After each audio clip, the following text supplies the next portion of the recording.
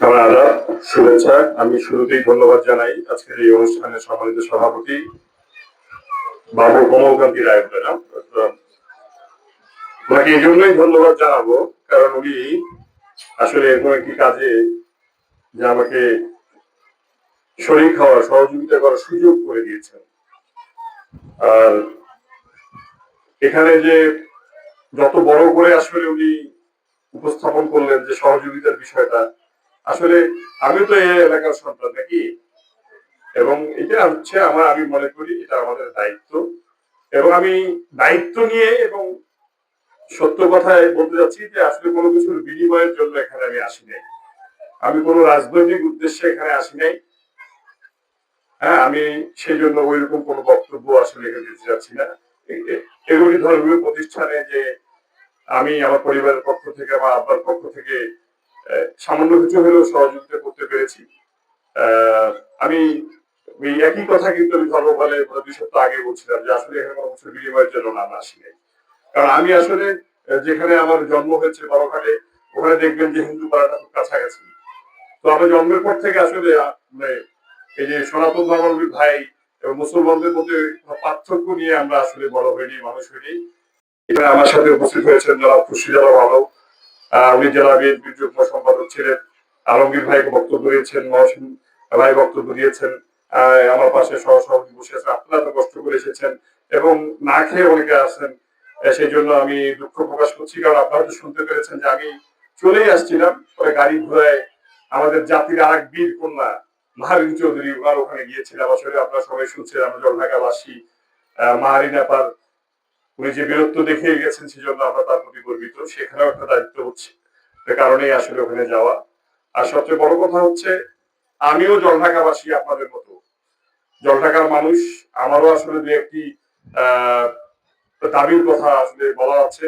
আসলে আমরা বিগত দেশ স্বাধীন হওয়ার পরে জলঢাকায় কখনো আমরা জলঢাকার কোনো সংসদ সদস্য পাই নাই যাকে দিয়ে জলঢাকার উন্নয়ন সম্ভব। এখানে আমি কোনো ভাগ করতে চাই না। আপনি দেখেন জলঢাকার মতো আসন কিন্তু বাংলাদেশে খুব কম, যেখানে সনাতন ধর্মাবলম্বী ভাইদের 1/3 ভোট থাকে। তো আপনারা শুধু ভোটের সময় বলে আপনাদের আসলে ব্যবহার করা হয়েছে যে আমি শুনলাম, কিন্তু সেই হিসাবে কি আপনাদের কি কোনো উন্নয়ন হয়েছে? আপনাদের ধর্মীয় প্রতিষ্ঠানগুলো এখনো নিজেরা কষ্ট করে করতে হচ্ছে। তো আপনারা বুঝতে পেরেছেন যে আপনাদের অতীতের যারা নির্বাচিত প্রতিনিধি ছিল তাদের দৃষ্টি কেমন ছিল, সেটা তো কাজের মধ্যেই প্রমাণ হয়ে গেছে। তো আমি কমলদা বলে গেছেন যে ওনার আব্বা আসলে আমার আব্বার দীর্ঘদিনের রাজনৈতিক সহকর্মী ছিলেন, অনেক পদচারণা ছিল এই এলাকায়। আপনারা সবাই তাকে চেনেন, কেউ ব্যক্তিগত ভাবে চেনেন।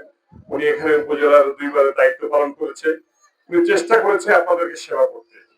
তো ভবিষ্যতেও আমি আমি জলঢাকাবাসী হিসেবে বলি, আমি আমার আব্বার কথা বলতেছি না, যদি ওনার থেকেও ভালো কোনো রাজনৈতিক প্রতিনিধি বা জনগণের প্রতিনিধি আপনারা পান, আপনারা তার পক্ষে থাকবেন। আপনারা জলঢাকার পক্ষে থাকবেন, জলঢাকার মানুষের উন্নয়ন যাকে দিয়ে সম্ভব আপনারা তার পক্ষে থাকবেন। হ্যাঁ,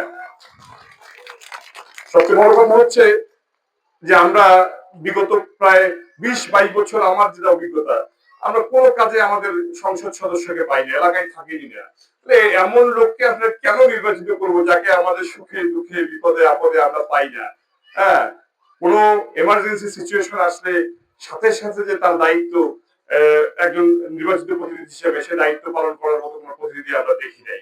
তো আমরা এই ভুলটি করবো না। আমরা আগামী দিনে জলঢাকার একজন দায়িত্বশীল প্রতিনিধি নির্বাচিত করব, যিনি জলঢাকার মানুষের সাথে থাকবেন, যিনি জলঢাকার সুখে থাকবেন, দুঃখে থাকবেন, জলঢাকার উন্নয়নে থাকবেন এবং জলঢাকার প্রতিটি মানুষের যেগুলো বিপদে সে তার তাৎক্ষণিক পাশে দাঁড়াতে পারবেন। কি বলেন আপনারা? তো নামাজের সময় হয়ে আসছে, শুক্রবারের দিন আজান হবে। আমি একটি কথা বলতে চাই, আমি ওনাকে বলেছি যে হঠাৎ করে আসলে আবদার করে ফেলছেন, আমি চেষ্টা করলাম যতটুকু পারি সহযোগিতা। এরপরেও যে আজকে যা করেছে এটাই যে শেষ তা না। আপনাদের যে কোনো উন্নয়নমূলক কাজে হয়তো যা চাবেন সেটা দিতে পারবো না, কিন্তু খালি হাতেও ফেরাবো না, পাশে থাকার চেষ্টা করবো সবসময়। হ্যাঁ, এবং এই কথা এবং কাজের ইনশাল্লাহ আপনারা মিল খুঁজে পাবেন ভবিষ্যতে, কোনো অসুবিধা নেই। এটা কোনো কিছুর শুরুতেই বলে গেছি যে কোনো কিছুর বিনিময়ে না। আমি জলঢাকার একজন মানুষ, জলঢাকার অধিবাসী, আপনাদের কারো ভাই, হ্যাঁ, কারো সন্তান তুল্য। আমি সবসময় চেষ্টা করব আপনাদের সাথে এই ধরনের সম্পর্ক আসলে যাতে অব্যাহত থাকে। তো আমি আরেকবার ধন্যবাদ জানিয়ে আমার সাথে যারা কষ্ট করে এখানে এসেছেন, কমলদাকে আরেকবার ধন্যবাদ জানাই, উনি যেহেতু আমাকে সুযোগ করে দিয়েছেন এখানে এই ধরনের একটি কাজে সহযোগিতা করার জন্য। এবং এলাকাবাসী যারা আছেন আপনাদের কাছে দোয়া চেয়ে, আমার আব্বার জন্য দোয়া চেয়ে আমি আমার বক্তব্য এখানে শেষ করছি। ধন্যবাদ সবাইকে। শুভেচ্ছা।